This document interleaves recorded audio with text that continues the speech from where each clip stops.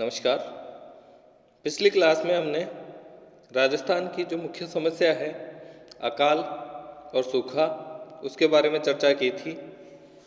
उसमें हमने देखा था कि ज़्यादातर सालों में राजस्थान अकाल की समस्या से ग्रसित रहा और बहुत बड़े भूभाग पर अकाल का प्रभाव पड़ा। इसकी वजह से अधिकतम जनसंख्या अकाल से प्रभावित रही और सरकार ने अपना एक बहुत बड़ा राजस्व उस अकाल राहत प्रोग्राम के रूप में व्यय किया, जिसके कारण जो सरकार को मुख्य ज़रूरी चीज़ें करनी होती हैं, मुख्य कार्य करने होते हैं, वो हो नहीं पाते। आज की क्लास में हम इस अकाल और सूखे के कारणों का अध्ययन करेंगे। इससे पहले हम बात करें तो राजस्थान की अगर बात करते हैं तो राजस्थान, जैसा आपको पता है कि बहुत बड़ा भूभाग राजस्थान का रेगिस्तानी रूप में विद्यमान है। लेकिन आपको सुनकर ये आश्चर्य होगा कि आज से हजारों करोड़ों साल पहले राजस्थान, जहाँ आप रेगिस्तान देख रहे हैं, वहाँ एक तैतीस सागर हुआ करता था।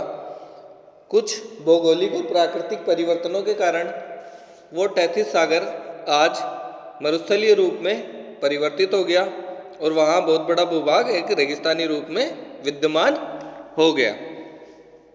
रेगिस्तानी होने के कारण, मरुस्थलीय होने के कारण वहाँ पानी का ठहराव कम हुआ, भूजल स्तर नीचे चला गया और कोई भी वनस्पति पैदा नहीं हो पाई। अब जो अकाल के कारणों की बात करें, वो भी एक प्राकृतिक कारण था जिसकी वजह से ये बहुत बड़ा परिवर्तन हुआ। और अकाल और सूखा भी एक प्राकृतिक घटना है जिसके कारण राजस्थान में या किसी भी भूभाग में अकाल और सूखा एक प्राकृतिक घटना के कारण संभव हो पाता है। अब वो प्राकृतिक घटनाएं कुछ भी हो सकती है, धरातलीय हो सकती हैं और बहुत सी घटनाएं हो सकती है।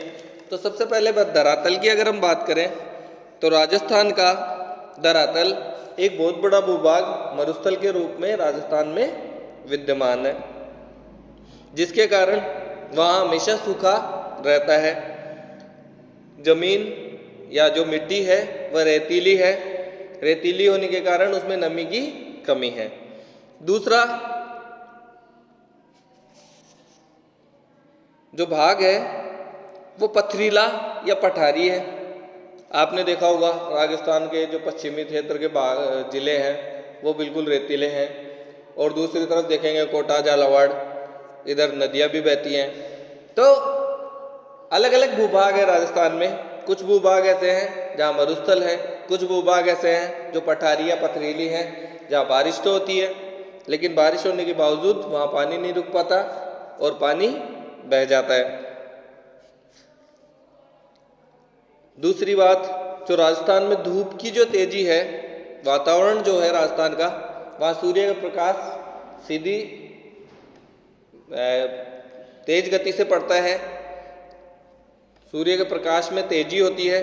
इसके कारण जो वहाँ एनवायरनमेंट है उसमें नमी की कमी है और नमी हमेशा जो आपके कृषि उत्पाद हैं, जो आपके पेड़ पौधे वनस्पतियां हैं, उनके लिए लाभदायक होती है।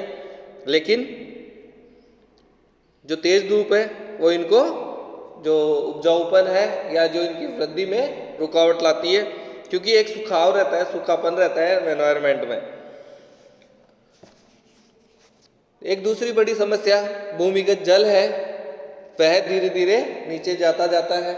इसके कारण वहाँ पेड़ पौधों को अच्छी तरह पानी नहीं मिल पाता और भूजल स्तर की वजह से ही आपके सिंचाई के साधन विकसित होते हैं और सिंचाई के साधन अल्प विकसित रह जाते हैं। एक मुख्य समस्या जो राजस्थान की हमने देखने को मिली है, ज़्यादातर यहाँ पे अनावृष्टि होती है लेकिन कभी कभी अतिवृष्टि भी देखने को मिली है। अनावृष्टि मतलब बारिश का कम होना जिसके कारण अकाल होना, कभी कभी बारिश अत्यधिक होने के कारण बाढ़ की समस्या आ जाना। जैसे आपको पता होगा कुछ सालों पहले कवास में बाढ़ का पानी इतना एकत्रित रहा कि वो ज़मीन में अंदर नहीं जा पा रहा। उसके एक कुछ साइंटिफिक कारण बताए वैज्ञानिकों ने, कि वहाँ ज़मीन पर एक लेयर विद्यमान है जिसके कारण पानी नीचे नहीं जा पाता।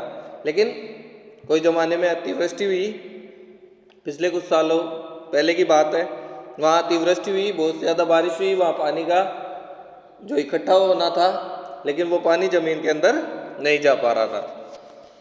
एक जो मुख्य रूप से मानसून की निर्भरता है वह राजस्थान में अत्यधिक है, क्योंकि भूजल स्तर बहुत नीचे है या कम है। इसके कारण लोग अपनी फसलों के लिए मानसून पर निर्भर रहते हैं। अब मानसून पर निर्भर रहने के कारण जो मानसून है वह हमेशा आपके अनिश्चितता है, कभी कभी अनिश्चितता बनी रहती है मानसून की। प्रॉपर जो मानसून जितना परसेंट आना चाहिए उतना परसेंट नहीं आ पाता। इसके कारण वहाँ सबसे बड़ी जो समस्या है बारिश का कम होने के कारण फसल का उत्पादन कम होना, यह अनेक समस्याएं पैदा होती है। एक जो राजस्थान में एक अरावली पर्वत जो श्रृंखला है, वैसे अगर हम देखें तो प्राकृतिक संसाधनों के हिसाब से अरावली पर्वत जो श्रृंखला है वह बहुत लाभदायक है राजस्थान के लिए। नेचुरल रिसोर्सेज बहुत मात्रा में मिलते हैं। लेकिन अगर मानसून के हिसाब से देखें तो हम जो अरावली पर्वतमाला है वह आपके मानसून की जो हवाएं चलती हैं वह दोनों एक दूसरे के समानांतर हैं। आपने छोटी क्लासों में पढ़ा होगा कि जब मानसूनी हवाएं सामने किसी पहाड़ी क्षेत्र से पर्वतों से टकराती हैं तो वो बारिश करते हुए आगे निकल जाती हैं। लेकिन पैरेलल होने के कारण वह बिना बारिश करे ही आगे निकल जाती है। इसके कारण एक भूभाग तो हमेशा सूखापन लिए हुए होता है, मरुस्थलीय हो जाता है, बारिश कम होती है और वहाँ जो उत्पादन है वह बहुत कम मात्रा में होता है। फिर बात करते हैं राजस्थान का रेगिस्तानी भाग, मरुस्थलीय भाग। मरुस्थलीय भाग आपको पता है मरुस्थल में पेड़ पौधे जो उगते हैं वो बहुत कम मात्रा में उगते हैं।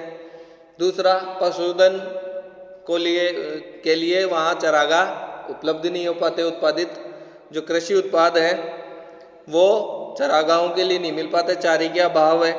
इसके कारण वहाँ पशुधन भी कम विकसित हो पाता है। दूसरी बात, मरुस्थल के कारण वहाँ वनों का प्रतिशत कम होता जाता है। और जैसा कि आपको पता है वन हमेशा आपके बारिश को करवाने में सहायक होते हैं, और जब वनों का प्रतिशत कम होगा तो आपके वहाँ बारिश अपने आप कम होगी। तो दोनों एक दूसरे को प्रभाव डालते हैं।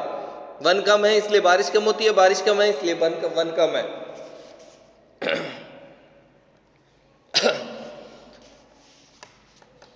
वनों के अभाव के कारण ही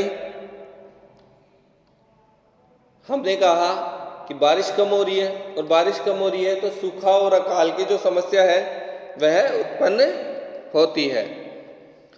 नेक्स्ट क्लास में हम अकाल के लिए, सूखे के लिए आर्थिक कारणों का अध्ययन करेंगे।